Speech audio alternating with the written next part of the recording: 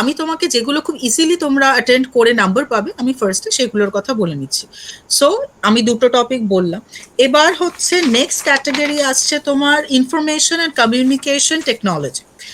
তো প্রত্যেক বছর এই পোর্শনটা থেকেও 5টা প্রশ্ন থাকে, আর কিছু কমন জায়গা থেকে থাকে। সুতরাং প্রত্যেকেই যদি একটু ভালো করে ওই পোর্শনস গুলো কভার করে যায়, ইজিলি কমন পেয়ে যাবে। তো এর সাব ক্যাটাগরি গুলো কি কি? সবার ফার্স্ট হচ্ছে সেই ওই ডেসিমাল নাম্বার। ওগুলো একটুখানি মানে আমারও মানে এত বছর কোনো চর্চা নেই বলে ভুলে গেছি। তোমরা বইয়ের মধ্যে দেখতে পাবে 0 and 1 এটাকে বেস করে যে ডেসিমালস নাম্বারগুলো, ওগুলো মাঝে মাঝে থাকে, যে তোমরা কিভাবে ডেসিমাল নাম্বারকে এতে ট্রান্সফার করবে অ্যান্ড অল দ্যাট। এই বেসিক কিছু কোয়েশ্চেন থাকে, এমন কিছু ট্রিকি কোয়েশ্চেন বা খুব ডিফিকাল্ট কিছু থাকে না। আচ্ছা, সেকেন্ড হচ্ছে স্টোরেজ মেমোরি, কম্পিউটারের স্টোরেজ মেমোরি, র্যাম, রম, এনিথিং, সবকিছু সেগুলোও তোমরা ওই বইয়ের, যে বইটার কথা আমি বললাম সেখানে খুব ভালোভাবে পেয়ে যাবে। ওই পোর্শনটা পড়লে তোমরা এই কোয়েশ্চেন্স গুলো ইজিলি কমন পাবে। তারপরে হচ্ছে ইন্টারনেট। ইন্টারনেটের মধ্যে যেটা থাকে ইমেল। ইমেল সম্বন্ধে অনেক কিছু থাকে, যে স্প্যাম কি, কোনটাকে কি বলা হয় ইমেল। তারপরে আরেকটা থাকে ওয়েব। ওয়েব হচ্ছে তোমার .com আমরা কেন কার পেছনে লাগাবো, কার পেছনে ইউজ করবো, .edu আমরা কখন ব্যবহার করি, এরকম যে ডিফারেন্ট ডিফারেন্ট জিনিসগুলো আছে সেগুলো নিয়ে প্রশ্ন থাকে। একটা এটা হচ্ছে ওয়েবের প্রশ্ন থাকে। ওকে, তারপরে হচ্ছে ভাইরাস। কমন যে ভাইরাসগুলো আছে সেগুলো নিয়ে একটা প্রশ্ন থাকতেই পারে। আর তারপরে হচ্ছে প্রিন্টার ইস্যু নিয়ে। প্রিন্টারটা খুব একটা কমন নয় প্রত্যেক বছরে। আমি যেমন মোটামুটি লাস্ট এই প্রোগ্রামটার জন্য আমি লাস্ট 17, 18, 19 3 বছরের মোটামুটি 6টা প্রশ্ন আমি দেখেছি। 6টা না, 18 তো 3টে হয়েছিল, যাই হোক ওরকম 6টা 5টা 6টার মতো প্রশ্ন দেখেছি, যার মধ্যে আমি 2 জায়গায় হার্ডলি প্রিন্টার সম্বন্ধে পেয়েছি, কিন্তু তাও আমার মনে হয় কাভার আপ করে রাখা ভালো। নোবডি নোস যে এবারে হয়ে যেতে পারে। এসে গেল প্রিন্টের সম্বন্ধে একটা প্রশ্ন। আরেকটা হচ্ছে ফাইল ফরম্যাট, মানে অডিও ফাইলে তোমরা কি এক্সটেনশন ইউজ করো, ভিডিও ফাইলে তোমরা কি এক্সটেনশন ইউজ করো। এখন যে সকলে কম্পিউটার স্যাভি, এগুলো নর্মালি সকলে জানেও, এমনিতেও জানে, ম্যাক্সিমাম এই জেনারেশনরা জানে, কিন্তু তা এগুলো অ্যাজ আ কোয়েশ্চেন তোমরা ওখানে পেতে পারো। সো ইনফরমেশন টেকনোলজিতে তোমরা এই কটা টপিক ফলো করলে 5টা প্রশ্ন কমন পাবে। আরেকটা প্রশ্ন আমি ভুলে গেছিলাম, আরেকটা পার্ট, সেটা হচ্ছে বাইটস, গিগাবাইটস, মেগাবাইটস, কিলোবাইটস, এগুলো কাদের কাদের কাদের বলা হয়, আর এই বাইটস এর উপর ফেস করে কত রকমের জিনিস হতে পারে, এই টাইপের প্রশ্ন। বাইটস হচ্ছে আরেকটা। বাইটসে প্রত্যেক বছর একটা করে থাকে, প্রত্যেক বছর আমি যবে থেকে দিয়ে আসছি তবে থেকে দেখে এসেছি যে বাইটসে একটা করে থাকে, এখনো আছে, এখনো স্টিল নাও, মানে আমি লাস্ট কোয়েশ্চেন্স গুলো তো পেয়েছি। সো এই গেল আমার থার্ড ক্যাটাগরি, যেটা তোমরা খুব ইজিলি ফুল স্কোর করতে পারো। ওকে, এবার আসছি আমি ফোর্থ ক্যাটাগরি, সেটা হচ্ছে হায়ার এডুকেশন সিস্টেম, যেটার মধ্যে আমাদের এডুকেশনাল পলিসি নিয়ে ডিসকাস করা হয়।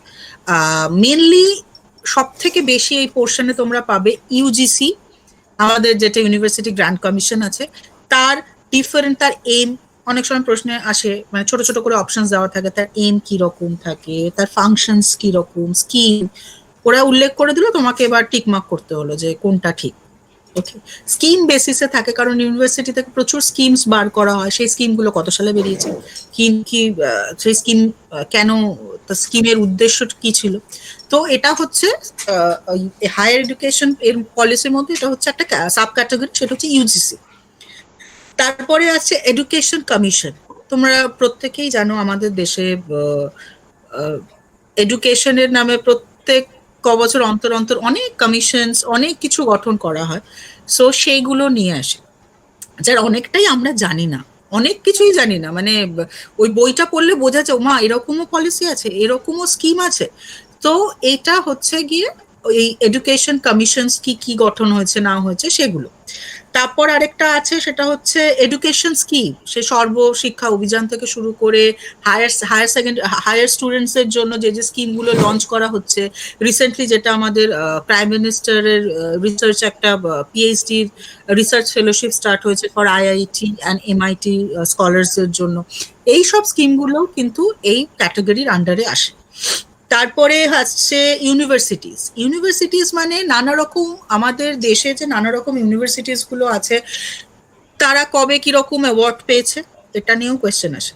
মানে আমি লাস্ট ক বছরে দেখছি যে এরকম কোয়েশ্চেন্সও আসে যে এই এবছর যে একটা 2017-এ ভিশন অ্যাওয়ার্ড কোন ইউনিভার্সিটি পেয়েছে, এরকম টাইপের ছোট ছোট কোয়েশ্চেন্স। বা পুরো ওয়ার্ল্ডে যে লিস্ট বার হয়েছিল 2017 বা 2018-তে, তাতে কোন ইন্ডিয়ান ইউনিভার্সিটি টপ 500 ইউনিভার্সিটিজ এর মধ্যে এসেছিল, 4টে ইউনিভার্সিটির নাম দিয়ে দিল, you have to choose the correct one. তো এগুলো তোমরা পেয়ে যাবে ওই বইটাতে, ওই যেগুলো তোমার হায়ার এডুকেশন সিস্টেমের ওই পোর্শনটাতে পেয়ে যাবে। প্লাস ইন্টারনেট তো আছে, যত তোমরা ইন্টারনেটে এইসব আর কি জেনারেল নলেজ টাইপের কোয়েশ্চেন্স গুলো দেখবে, যখনই তোমরা নেটের কোয়েশ্চেন্স গুলো স্টাডি করবে ভালো করে, সেগুলোকে নোট ডাউন করে রাখবে প্রত্যেকটা ক্যাটাগরির। আমি যেটা করতাম সেটা হচ্ছে আমি প্রত্যেকটা ক্যাটাগরির একটা করে নোট বানাতাম। লাইক ইনফরমেশনের আমি মোটামুটি বললাম 6 বছর ফলো করি, তো 6 বছরের সবকটা আমি লিখলাম। তো এই ক্যাটাগরিগুলোর সাব ক্যাটাগরিগুলোকে আইডেন্টিফাই করতাম। এবার সেগুলোর কনসেপ্ট ক্লিয়ার করার জন্য যদি আমাকে ইন্টারনেট ঘাঁটতে হতো, ইন্টারনেট ঘেটে পড়াশোনা, বই ঘেটে পড়াশোনা, সেগুলো। মানে অ্যাট ফার্স্ট তো তোমাকে এটা জানতে হবে না তুমি পড়বেটা কি। মানে জাস্ট কোয়েশ্চেন্স দিয়ে দিলে সব কোয়েশ্চেন্স এর আনসার পড়ে তো তোমার লাভ নেই। তোমাকে আগে আইডেন্টিফাই করতে হবে দ্য টপিক, যে তুমি পড়বেটা কি, তুমি খাটবে কিসে, যে তুমি এটা পড়লে তুমি তার আনসার্স গুলো পাবে। তো এটা তারপরে আসছে অ্যাডমিনিস্ট্রেটিভ পার্ট, সেটাও হচ্ছে হায়ার এডুকেশন এর আন্ডারেই আসছে। অ্যাডমিনিস্ট্রেশন পার্টে কি আসছে মেনলি, ধরো আমি একটা এক্সাম্পল দিচ্ছি, ধরো কোনো পার্টিকুলার যে স্টেট অ্যাডমিনিস্ট্রেশনের সম্বন্ধে বলছে, যে স্টেট অ্যাডমিনিস্ট্রেশন যদি কোনো পদক্ষেপ নিতে চায় এডুকেশনাল পলিসির কিছু করার জন্য, তখন তাকে কাছ থেকে পারমিশন নিতে হবে, রাজ্যপালের কাছ থেকে, রাষ্ট্রপতির কাছ থেকে, প্রাইম মিনিস্টারের কাছ থেকে, এরকম। যে অ্যাডমিনিস্ট্রেশনের অ্যাডমিনিস্ট্রেটিভ প্রশ্নগুলো এরকম। বা আমাদের দেশে যে হায়ার পোস্টগুলো থাকে, লাইক তোমার excise commission or income tax, যে বড় বড় পোস্ট যেগুলো আছে, বা ধরো অ্যাটর্নি জেনারেল, মানে যারা সুপ্রিম কোর্টের ওপরে বসে আছে, যে অ্যাডমিনিস্ট্রেটিভ কাজগুলো যারা করে, তাদেরকে কারা চুজ করে, রাইট? বা তাদের অপসারণ কারা করতে পারে, মানে কার হাতে পাওয়ার থাকে যে সে তাকে চুজ করতে পারে। ব্যাপারটা এই টাইপের। মানে আমাদের যে অ্যাডমিনিস্ট্রেট, কিছুটা সিভিক্স আমরা কভার করি, যে সিভিক্স ছোটবেলায় পড়েছিলাম, অনেকটা ওরকম, কিন্তু এটা একটুখানি বেশি ডিপে যায়। সিভিক্সে আমরা খুব বড় বড় মানে প্রেসিডেন্ট, প্রাইম মিনিস্টার এগুলো নিয়ে থাকি। এখানে হচ্ছে খুব ডিপে গিয়ে কিছু কিছু পোস্ট নিয়ে আলোচনা করা হয়, কমিশনিং পোস্ট, এইসব পোস্টগুলো নিয়ে আলোচনা করা, যেগুলোর হয়তো ইন জেনারেল আমাদের নলেজটা থাকে না। তো তার জন্য সেই ইন্টারনেট দেখো বা বই পড়ো, কিন্তু সবার আগে ক্যাটাগরিগুলোকে চুজ করা খুব দরকার। আমার কাছে আপাতত আমি যতগুলো ক্যাটাগরি আইডেন্টিফাই করতে আপাতত পেরেছি, এই কটা কোয়েশ্চেন্স পেপার দেখে আমি তোমাদের আজকে সেগুলোই বললাম। ভিডিওটা যখন দেখবে বারবার করে দেখে সাব ক্যাটাগরি গুলো নোট ডাউনও করতে পারো, but I would suggest, obviously আমার ভিডিও দেখবে, মানে ভিডিও শোনো, শুনে অবভিয়াসলি গাইডেন্স নাও, কিন্তু প্লিজ নিজে বারবার করে স্টাডি করো। কোয়েশ্চেন পেপার স্টাডি হচ্ছে ইজ দ্য কি ফর সাকসেস। কারণ আমি এইভাবেই পেয়েছি আফটার 8 years। কোয়েশ্চেন পেপার আমি প্রচন্ড পড়তাম, মানে আমি এই লাস্ট এই 6টা প্রশ্ন আমার সাথে সবসময় ঘুমাতে যেত, ঘুম থেকে উঠতো। আমি হয়তো বই কম পড়তাম, কোয়েশ্চেন পেপার বেশি পড়তাম, just identify the pattern, not only for first paper, even নিজের সাবজেক্টেও। আমার অ্যানথ্রোপোলজি ছিল, তো আমার সময় একটু নিয়মটা আলাদা ছিল। আমার দুটো পেপার আমাদের দিতে হয়েছিল, পেপার 2 আর পেপার 3। সো আমাদেরটা একটু ভাস্ট, আমাদের একটু বেশি পড়াশোনা করতে হয়েছিল, যাই হোক। তো ইভেন সেই পেপারগুলোরও আমি কোয়েশ্চেন পেপার ফলো করে আমি কোয়েশ্চেনের ধরনগুলো দেখতাম, যে কি কি ধরনের কোয়েশ্চেন আসছে, আর কোয়েশ্চেনেরও কিছু প্যাটার্ন তোমরা দেখবে। আমি তো ক্যাটাগরিগুলো তোমাদের বললাম, আর এটা 4 নম্বর ক্যাটাগরি হলো, যেটা তোমরা ইজিলি ফুল স্কোর করতে পারো। আর 5 নম্বর ক্যাটাগরি হচ্ছে লজিক্যাল রিজনিং, যেটা সেটা খুব মজা, সেটা খুব সুন্দর পাজল। মানে তোমাকে দিয়ে দিল, ধরো BDEFG এরকম করে দিয়ে দিল, তো তারপরে তোমাকে আরেকটা প্যাটার্ন দিল, বললো যে এটা কি ঠিক, যদি ঠিক না হয় তাহলে কোনটা এর মধ্যে থেকে ভুল সেটা বার করো। বা এরকম টাইপের, মানে মিক্স অ্যান্ড ম্যাচ, এরকম টাইপের অনেক কিছু তোমরা পাবে, যেটা তোমরা প্র্যাকটিস না করলে মানে হবে না। আর এটা করতেও খুব ভালো লাগে। সো এরকম টাইপেরও তুমি ওই বইটাতেই পেয়ে যাবে, যেখানে কিছু সলভ করা থাকবে, তোমার জন্য কিছু সলভ করার জন্যও দেওয়া থাকবে। তো এগুলো সলভ করো নিজে নিজে, নিজে নিজে যখন তুমি কোয়েশ্চেন দেখবে, লজিক্যাল রিজনিং এর কোয়েশ্চেন্স এর আনসারটা না দেখে নিজে সলভ করে দেখো নিজে পাচ্ছ কিনা। এইভাবে প্র্যাকটিস করো, না হলে তো আনসার পেয়েই যাবে, নেটে সব কটা কোয়েশ্চেনের আনসার অ্যাভেলেবেল আছে। তো মোটামুটি এই 5টা ক্যাটাগরি আছে যেটা তোমরা খুব ইজিলি স্কোর করতে পারো। 50 মার্কস খুব ইজিলি স্কোর করা যায়। তো অ্যাজ পার দ্য রুল 40% তোমাকে কোয়ালিফাই করতেই হবে, মানে 40 তোমাকে পেতেই হবে। ফর জেনারেল ক্যাটাগরি যারা স্টুডেন্ট আছো তাদের 40% পেতেই হবে, না হলে তুমি পুরোপুরি বাদ হয়ে যাবে, মানে তুমি কোয়ালিফাই করবে না। আর যারা মানে যারা রিজার্ভড ক্যাটাগরি থেকে আছো তাদের 35% পার্ট পেতে হবে, মানে 35।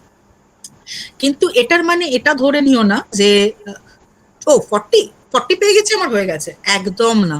কারণ যখন সবাই পরীক্ষা দিয়ে বেরোবে, যে মেরিট লিস্টটা বার হবে বা আলটিমেটলি যে কাট অফ মার্কসটা যায়, সেটা কিন্তু অনেকটা দূর পৌঁছে যায়, অনেকটা দূর পৌঁছে যায়। 40 মার্কস যারা পেলো এই পেপারে, তারা কিছুতেই অল টোটালে ওইভাবে কম্পিট করতে পারে না যে আলটিমেটলি তারা নেট কোয়ালিফাই করবে। কারণ অ্যাট লাস্ট যে রেজাল্টটা বেরোয় সেটা কিন্তু ডিপেন্ড করে যারা পরীক্ষা দিয়েছে প্রত্যেকে কত মার্কস পেয়েছে তাদের উপর। তুমি 40 পেলে, পাস তুমি করে গেলে, কিন্তু মেরিট লিস্টে বা তুমি চান্স পেলে না, তার কারণ হচ্ছে হাজার একজন 70 60 পেয়ে অল টোটালে তোমার থেকে অনেক দূরে বেরিয়ে গেছে। সুতরাং আমার as per my knowledge and as per my opinion, target রাখো ম্যাক্সিমাম স্কোর। মানে তোমরা একটা, মানে যেমন আমি আমার অ্যানথ্রোপোলজি বলছি, যখন আমি পরীক্ষা দিয়েছিলাম, এখন তো অ্যানথ্রোপোলজির কাট অফ মার্কস প্রচুর উঁচুতে পৌঁছে গেছে। ইভেন আমার সময়, আমি 2016-এ, আমার সময় কাট অফ মার্কস ছিল 70 অ্যাবভ কাট অফ মার্কস ছিল। মানে আমাদের যারা 70 অ্যাবভ, 70 পয়েন্ট সামথিং অ্যাবভ পেয়েছিল, তারাই কোয়ালিফাই করতে পেরেছিল for JRF and assistant professor. So assistant প্রফেসরের জন্য একটু মার্কসটা কম থাকে, কিন্তু আমার মনে হয় যারা নেট দেয় তারা শুধু ওই প্রফেসরশিপ বা লেকচারশিপ ক্লিয়ার করার জন্য দেয় না, রিসার্চ ফেলোশিপটা একটা খুব ভাইটাল পার্ট এখনকার দিনে। সো তো তার জন্য যে মার্কসের তোমাদের লক্ষ্য থাকা উচিত সেটা খুব বড়, মানে ম্যাক্সিমাম এটা সাবজেক্ট বেসিসে ভ্যারি করে। যেহেতু ভিডিওটা সব সাবজেক্টের লোকেরাই দেখবে, আমি আমার সাবজেক্টের কথা বলছি, যে আমার কাট অফ ছিল 70 অ্যাবভ।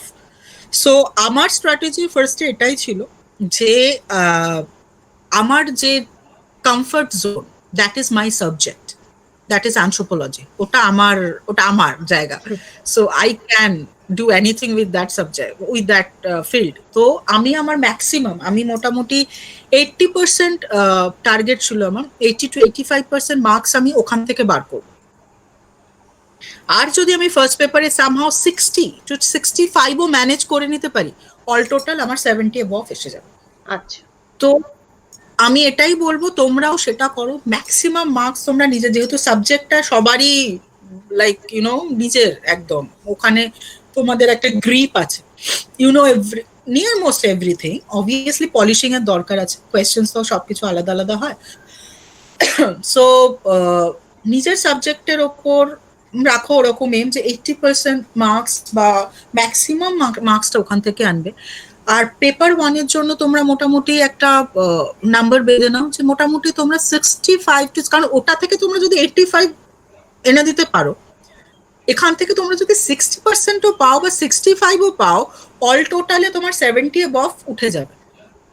তো খুব কম সাবজেক্ট আছে যারা 75%-এর ওপর বা এত ওপরে ক্যাটাগরিতে ওঠে। অবশ্য সেই সব সাবজেক্টগুলোতে তোমার স্কোরিং প্যাটার্নও অনেকটা ইজি থাকে, করা যেতে পারে। সো আমি বলবো যে প্রথমেই একটা এম করে নাও যে পেপার 1-এ তোমরা 65 কি 70 মিনিমাম টার্গেট রাখো। অবভিয়াসলি এরপরে তো হলে ভালোই হয়। তো আমি তোমাদের মোটামুটি আজকের যেটা বলে দিলাম সেটা হচ্ছে 50 মার্কস তোমরা কি করে ইজিলি নয়, অবভিয়াসলি খাটতে হবে, প্রচন্ড খাটতে হয় 50 নাম্বারের জন্যই, কিন্তু এই 50 নাম্বারটাই তোমরা মানে কি বলবো শিওর শট পেতে পারো যদি তোমরা একটু প্রপারলি প্ল্যান করে একটু অর্গানাইজড ওয়েতে পড়ো। এই 50 মার্কস তোমার টেক করে রাখো যে তোমার 50 তো উঠবেই। এবার বাকি রইলো বাকি মানে বাকি যে আমি বললাম যে তুমি এম রাখো 65 অত, তার মানে বাকি 15 নাম্বার বা 20 নাম্বার, ফর সেফটি রিজন আমি বললাম আরো 20 নাম্বার তোমরা কোথা থেকে বার করবে। তো 5টা ক্যাটাগরি হয়ে গেল, আর পড়ে রইলো 5টা ক্যাটাগরি, যেগুলো হচ্ছে চরম confusing and tricky category.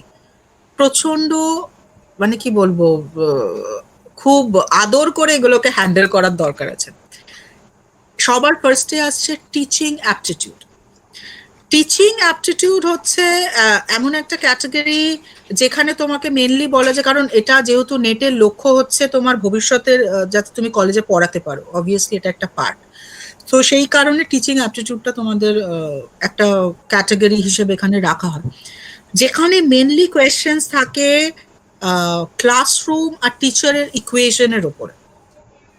Like teacher কিভাবে পড়ানো ফলো করবে, কি রকম ভাবে, এরকম টাইপের কোয়েশ্চেন থাকে যে কি কি মেথডস ফলো করলে তবে তোমার মনে হয় যে সেই ক্লাসরুমের উপযোগিতা বাড়লো। তো লাইক তোমার তার মধ্যে তোমার কিছু কি বলবো অপশনস রইলো, সেই অপশনস গুলো তোমার পড়ে প্রথমেই মনে হবে এ তো সবকিছু করে। আমি তোমাদের জন্য কটা কোয়েশ্চেন চুজ করে রেখেছি, 1 মিনিট দাও আমি তোমাকে বলছি, যদিও আমি এই পার্টটা নিয়ে পরের সেশনেও আলোচনা করব, তাও এই সেশনে বোঝার সুবিধের জন্য বিশেষ করে এই পার্টটা। আচ্ছা আচ্ছা, যেটা আমি বললাম যে in which teaching method learners participation is made optimal and proactive.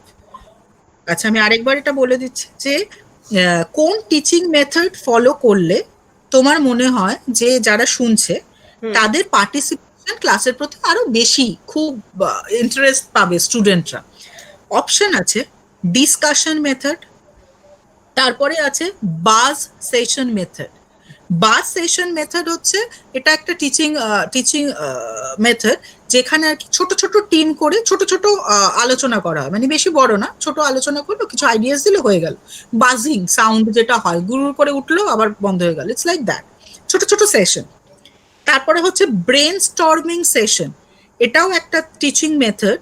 এগুলো তোমরা ওই টিচিং অ্যাপটিটিউড পড়তে গেলে পাবে, এই কারণে বলছিলাম পোর্শনটা কেন এত ট্রিকি। ব্রেন স্টর্মিং সেশন হচ্ছে যে টিচার স্টুডেন্ট মানে টিচাররা পড়াচ্ছে সেই সেশনের মধ্যে তোমার ডিসকাশন হলো, অনেকগুলো আইডিয়াস বেরোলো, লাইক ওপেন প্ল্যাটফর্মে, ওকে, আলাদা অনেক স্টুডেন্টরা অনেক প্রচুর আইডিয়াস ওই সেশনের মধ্যে, আর কোন আইডিয়াটা কাজে লাগলো কোন আইডিয়াটা কাজে লাগবে না সেটা দেখার টাইম নেই। প্রথমে অনেক আইডিয়াগুলো অ্যাকুমুলেট হলো, ব্রেন স্টর্মিং সেশন শেষ হলো, তারপরে সেগুলোর ইভ্যালুয়েশন শুরু হয়, এটা হচ্ছে brain storming session. Last option আছে প্রজেক্ট মেথড। প্রজেক্ট মেথড হচ্ছে এখন যেটা সবাই ফলো করছে, স্টুডেন্টদের প্রজেক্ট দিয়ে সে প্রজেক্টটা আর কি ডিসপ্লে করে, যে প্রত্যেককে প্রজেক্ট দিয়ে দেওয়া হলো এই প্রজেক্টগুলো করতে হবে, তোমার এটা তোমার এটা তোমার ওটা। এবার তোমরা এবার কোয়েশ্চেন হচ্ছে এটাই যে এই চারটে যে আমি মেথড বললাম, কি মনে হয় চারটে মেথডের মধ্যে কোন মেথডটা ফলো করলে ক্লাসরুমে স্টুডেন্টরা বেশি প্রোঅ্যাক্টিভলি আর কি ভালোভাবে শুনবে তোমার ক্লাস? কিছু জনের মাথা আমি বলছি, কিছু জনের মাথা এটা ঘুরবে, মানে যখন এটা মানে এই কোয়েশ্চেন্স গুলো পড়া হয় খুব চিন্তায় ডুবে যায়, সকলে ডুবে যায়, আমিও ডুবে যেতাম, ভাবতে শুরু করতাম ডিসকাশন মেথড। ডিসকাশন মেথড মানে হচ্ছে স্টুডেন্টরা টিচাররা কিছু বললো, স্টুডেন্টরাও কিছু বললো, কমিউনিকেটিভ হচ্ছে, কমিউনিকেশনস হচ্ছে, তার মানে এর ফলে কি স্টুডেন্টদের ইন্টারেস্ট বাড়ছে।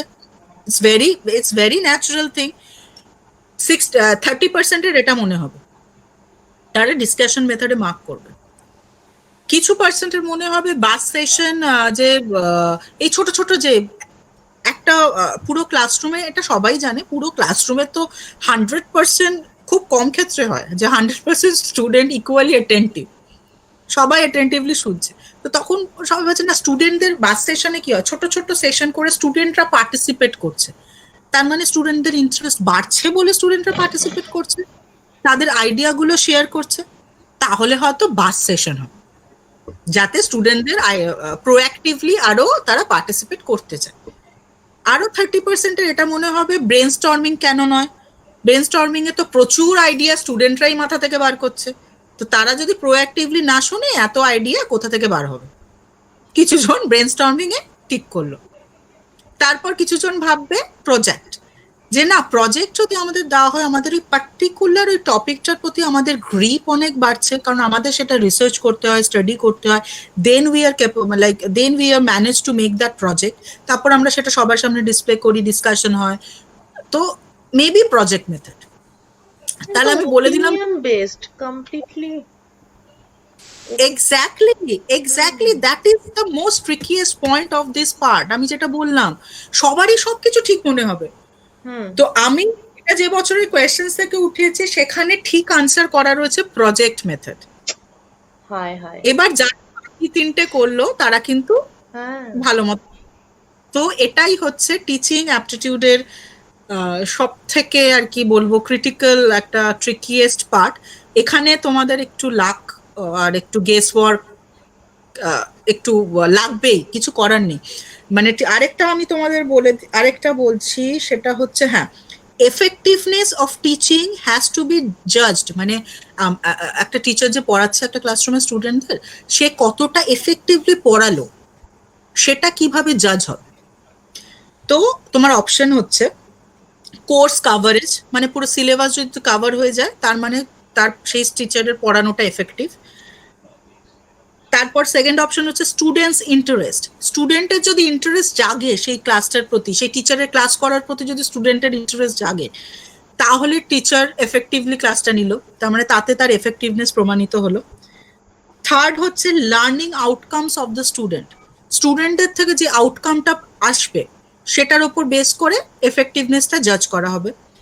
লাস্ট হচ্ছে use of teaching AIDS in the classroom, মানে তুমি ক্লাসরুমে সেই টিচারটা কত রকম টেকনোলজি ইউজ করে, যেমন এখন অনেক টেকনোলজি ইউজ করা হয় ক্লাসরুমে, তো কত রকম টেকনিক্যাল অ্যাডভান্সমেন্ট ইউজ করে পড়িয়েছে, সেইটার উপর বেস করে এই তোমার এই টিচারের ক্লাসরুমের এফেক্টিভনেসকে জাজ করা হবে। সেম থিং, চারটে অপশন। কিছুজন ভাববে অবভিয়াসলি টিচারটা যদি আমাদের পুরোপুরি কোর্স ভালোভাবে কভার করে দেয়, বুঝিয়ে দেয়, আমাদের এক্সামে মার্কস পেতে সুবিধা হবে, তার মানে এখানেই টিচারের পড়ানোর সার্থকতা। এটা কারোর মনে হলো। কারণ মনে হবে যদি আমাদের ইন্টারেস্টই না জাগে তাহলে সে টিচারের ক্লাস করবে কেন, তার মানে আমাদের ইন্টারেস্ট জাগানোই হচ্ছে টিচারদের এফেক্টিভনেসের প্রমাণ। কেউ বললো যে আমাদের যদি লার্নিং আউটকামস, মানে আমরা যে ওনার কাছে পড়াশোনা করে আউটকামস যদি না ভালো দিতে পারি তাহলে তার এফেক্টিভনেসটা কোথায়। তারপর কেউ বললো কোনো টিচার যদি পড়ানোটাকে নানা রকম কি বলবো যন্ত্রপাতির মাধ্যমে বা এনি এড মানে কোনো পদ্ধতির মাধ্যমে যদি ইন্টারেস্টিংই না করে তুলতে পারলো আমাদের কাছে, তার এফেক্টিভনেসটা কোথায়। চারটেই ঠিক, আমি কিভাবে বলবো যে কেউ একজন ভুল। কিন্তু এখানে আনসারে যেটা টিক করা আছে, যেটা ইউজিসি থেকে টিক করা, মানে এটা আমি ওই ইউজিসির এর থেকে পেয়ে, মানে যেটা ইউজিসির নেটওয়ার্ক ওয়েবসাইট থেকে পেয়েছি কোয়েশ্চেন আনসার, সেটা হচ্ছে লার্নিং আউটকামস। কিন্তু বাদ বাকি যারা তিনজন ওই ভেবেছে, তিনটে দল, রং, তাদের একটা যুক্তি আছে তার পেছনে। সুতরাং এই যে টিচিং অ্যাপটিটিউডের পার্টটা আছে না, এটা তুমি পড়বে, অবভিয়াসলি ওই পার্টটা পড়বে, এটা কিন্তু খুব বোরিং পার্ট, আমি প্রথমে বলে দিচ্ছি, একটু প্রবলেম হবে। কিন্তু আমি এমনি এই পার্টটা রেখেছি যেটার 5টা কোয়েশ্চেন্স খুব লাকের জোর না থাকলে 5টার 5টা আর কি রাইট করা একটু ডিফিকাল্ট। নিজের মানে কি বলবো, যেগুলো আমি আগে যে 5টা নিয়ে ডিসকাশন করলাম, যেটা তোমার ওপর আছে, তুমি তার কন্ট্রোল, তোমার যদি সেই নলেজটা থাকে, কনসেপ্ট ক্লিয়ার থাকে, you can make them right. But এই ক্ষেত্রে একটু পসিবল আছে কিছুটা গেস ওয়ার্কের ওপর, কিছুটা স্বচ্ছ চিন্তাধারার ওপর ডিপেন্ড করতে হয়। তো রিচিং অ্যাপটিটিউড হচ্ছে এরকম একটা পার্ট। আর পরের পার্টটা হচ্ছে রিসার্চ অ্যাপটিটিউড, সেটা আমি পরের সেশনে আলোচনা করব ডিটেলে। ওটা টিচিং অ্যাপটিটিউডের মতন এতটা ট্রিকিয়েস্ট নয়, কিছু কিছু থাকে খুব, যেহেতু রিসার্চ একটা বিশাল বড় এরিয়া ইউজিসি নেটের, কারণ এটা ক্লিয়ার করলে তুমি জিআরএফ হবে, তারপর এসআরএফ, দেন পিএইচডি ক্লিয়ার করবে ভবিষ্যতে বড় রিসার্চ স্কলার হওয়ার জন্য। তো এটা হচ্ছে ফার্স্ট স্টেপ। সুতরাং research aptitude is very important, তোমার পিএইচডি করতে গিয়েও লাগবে, এখানেও লাগবে। তো এখান থেকে তোমরা প্রিপারেশন শুরু করে দাও, যারা যারা পিএইচডি করতে চাও তারা এখান থেকে প্রিপারেশন নিতে শুরু করো রিসার্চ অ্যাপটিটিউডের জন্য।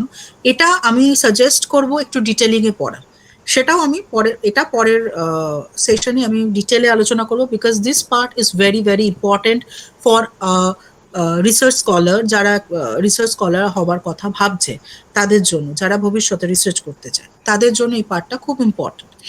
আচ্ছা, তো এটা গেল রিসার্চ অ্যাপটিটিউড। তারপরে হচ্ছে ম্যাথস, যেটা আমি বলেছিলাম যে রিজনিং এর একটা পার্ট আছে ম্যাথসের উপর বেস করে থাকে, তারও কিছু কিছু ধরন আছে সেই ম্যাথসের কোয়েশ্চেন্স গুলো, সেটাও তোমরা কোয়েশ্চেন্স থরলি ফলো করলে বুঝে যাবে যে কি ধরনের ম্যাথস রিজনিং আসে। কিছু কিছু ডিফিকাল্ট আসে ম্যাথস রিজনিং, খুব একটা সোজা সাপটা আসে না। লজিক্যাল রিজনিংটা কম্পারেটিভলি একটু সোজা আসে, বাট ম্যাথস রিজনিংটা কিছু কিছু ট্রিকি থাকে। পাঁচটার মধ্যে ধরো তিনটে তুমি করতে পারলে, দুটো একটু তো তোমাকে কালঘাম ছোটাবে। তো এটা হলো ম্যাথস রিজনিং। আমি এটাও নেক্সট উইকে ডিটেলিং এ কোয়েশ্চেন তুলে এক্সপ্লেন করব। তারপরে হচ্ছে কমিউনিকেশন অ্যান্ড ডেটা ইন্টারপ্রিটেশন। এগুলো ট্রিকি নয়, এগুলো কিছুটা তোমার কমন সেন্স ইউজ করেও করতে পারো, কিন্তু যেখানেই কমন সেন্স ইউজ করে আনসার দেওয়ার ব্যাপারটা চলে আসে না, সেখানেই ও যেটা বললো যে পিপল পার্সপেক্টিভ ভ্যারি করে। যখনই আমরা কমন সেন্স ইউজ করি তখন জয়িতার কমন সেন্স ইউজ করবে, দেবলীনার সেন্স ইউজ করবে, এর সেন্স, তখনই প্রবলেমটা হয়। কমিউনিকেশন পার্টটাও কিন্তু অনেকটাই টিচিং অ্যাপটিটিউডের মতো, কিন্তু অতটা ডিফিকাল্ট নয়। টিচিং অ্যাপটিটিউড যেমন তোমাকে আরো ডিপার ভাবতে হয়, কমিউনিকেশন একটু কম ভাবলেও চলে, বাট এটাও কিন্তু ওই একই প্রবলেম হবে। তোমার মাঝে মাঝে মনে হবে এই তো এটাই ঠিক, এও ঠিক, বিও ঠিক, সিও ঠিক, ডিও ঠিক, সবই ঠিক। তো ইটস লাইক দ্যাট। ডেটা, যেটা ডেটা ইন্টারপ্রিটেশন কেউ যদি ভালো করে, আমি পরের দিন বলবো যে টপিকগুলো, সাব টপিকগুলো কি কি, সেগুলো যদি একটু ভালো করে পড়ে, একটুখানি কি বলবো, যেহেতু আমরা যারা বিশেষ করে অ্যানথ্রোপোলজি বা বায়োসায়েন্সে, তারা অত বেশি ডেটা এইসব মানে আমাদের যে কাজগুলো থাকে অনেকগুলো, আমাদের ডেটা ইন্টারপ্রিটেশন থাকে, কোয়ালিটেটিভ ডেটা, কোয়ান্টিটেটিভ ডেটা। যারা কোয়ালিটেটিভে খুব অভ্যস্ত তাদের কোয়ান্টিটেটিভ ডেটা ইন্টারপ্রিটেশন একটু প্রবলেম হয়ে যায়, কিছু স্ট্যাটিস্টিক্যালস ব্যাপার চলে আসে। এগুলো একটুখানি স্টাডি করতে হয়, এগুলো একটু পড়তে হয়। তোমরা যদি প্রপারলি পড়ো, এটা একটু ডিফিকাল্ট বলে আমি একে ডিফিকাল্ট সেকশনে রাখলাম, কারণ পড়তে একটু ডিফিকাল্টিস আসবে, সবার জন্য ইজি হবে না। যাদের স্ট্যাটিস্টিক্যাল ব্যাকগ্রাউন্ড স্ট্রং নয় তাদের জন্য কিন্তু এটা ইজি হবে না, যাদের স্ট্যাটিস্টিক্যাল ব্যাকগ্রাউন্ড খুব স্ট্রং তাদের জন্য এটা প্রচন্ড ইজি। তো তোমরা এটা সাফল করে নিতে পারো। তো তোমাদের যারা স্ট্যাটিস্টিক্যাল ব্যাকগ্রাউন্ড, তাদের এই 5টা নম্বরও তাদের আর কি টিক মার্কের খাতায় চলে গেল, তারা ইজিলি ওটা স্কোর করতে পারে। কিন্তু আমি ইন আ জেনারেল বেসিসে বলছি। তো মোটামুটি দেখা যাচ্ছে যে 50 নাম্বার তোমাদের হাতের মুঠোয় খুব ইজিলি আছে। বাকি 50-এর মধ্যেও তোমরা যদি একটু প্রপারলি ক্যাটেগরাইজ করে পড়াশোনা করো, আর যেটা বললাম কোয়েশ্চেন স্টাডি করো, বারবার ক্যাটাগরি ফলো করো, নিজের মেথড বার করার চেষ্টা করো, সেটা ফলো করলে ইজিলি 20 to 25 মার্কস তোমরা ইজিলি পেয়ে যাবে। তাহলে 50 + 25 মার্কস 75 পেয়ে যাবে। It's more than enough. It's more than enough to qualify NET exam. শুধু একটাই স্ট্র্যাটেজি তোমার ঠিক হওয়া দরকার। আমার স্ট্র্যাটেজি আমি যেভাবে নিয়েছিলাম, আমি জানি না কতজন উপকার পাবে এই ভিডিওটা, ফার্স্ট ভিডিওটা থেকে। এখানে আমি মোটামুটি স্ট্র্যাটেজি নিয়ে ডিসকাশন করলাম। নেক্সট ভিডিওতে আমি ওই যে টাফেস্ট পোর্শনস গুলো আছে তার এক্সপ্লানেশন, মানে সেই কোয়েশ্চেন্স গুলো কিরকম আসে সেই কোয়েশ্চেন্স গুলোর এক্সপ্লানেশন নিয়ে ডিসকাস করব। সো কিন্তু আমি তাও বলবো যে এটা দেখার পরও নিজের বেস তৈরি করো। যারা টোটালি নতুন, যাদের কোনো আইডিয়া নেই, অবভিয়াসলি তারা একটা বেস তৈরি করো, কিন্তু আলটিমেটলি নিজের একটা প্রত্যেকের, জানো তো, পার্সোনাল একটা জিনিস থাকে, একটা স্ট্র্যাটেজি থাকে, সেখানে একদম ঠিক। প্রত্যেকের আমারও ছিল। সেটা আমি চাইলেও, মানে আমি তোমাদের কাছে যতটা পারলাম শেয়ার করলাম, কিন্তু যখন আমি খাতা কলমে করতাম না, কিছু একটা আমার চলে আসতো, সেটা ইন দ্যাট মোমেন্ট হয়। তো সেটাতে জোর দাও। তার জন্যই বলছি যে নেটের প্রিপারেশন নেওয়া স্টার্ট করা, প্রথমেই ওই মানে গ্যালন পড়াশোনা স্টার্ট করো না। প্রথমে বোঝো, সবার আগে বোঝো যে পড়তে হবেটা কি।